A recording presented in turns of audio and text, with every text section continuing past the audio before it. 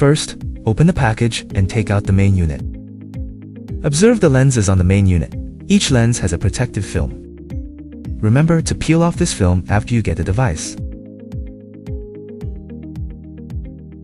After removing the film, there is also a screen protector on the front. Peel that off too.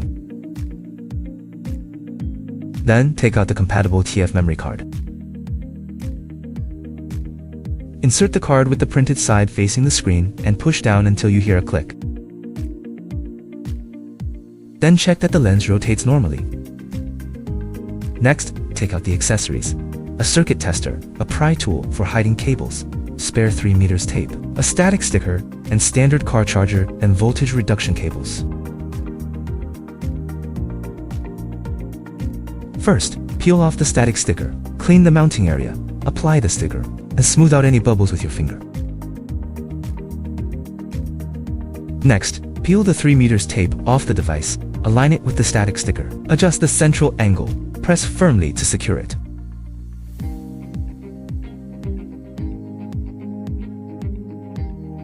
There are 2 installation methods. First, car charger installation. Unwrap the cable, plug one end into the car charger, and the other into the device. Note, the cable enters from the right side. Run the cable along the passenger side, tucking it into the headliner, then into the A-pillar. Use the pry tool if it's tight.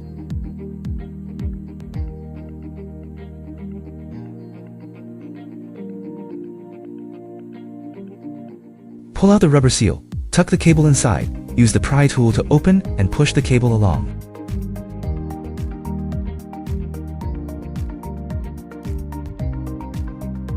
Finally, lift the floor mat, hide the cable underneath, and tidy it up.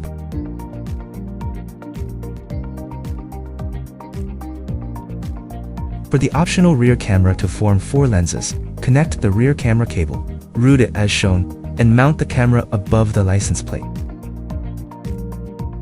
Then connect the interface to the extension cable from inside the vehicle panel. Hide the cable behind the plate, and plug the other end into the AV port on the device. This makes it a 4-channel system.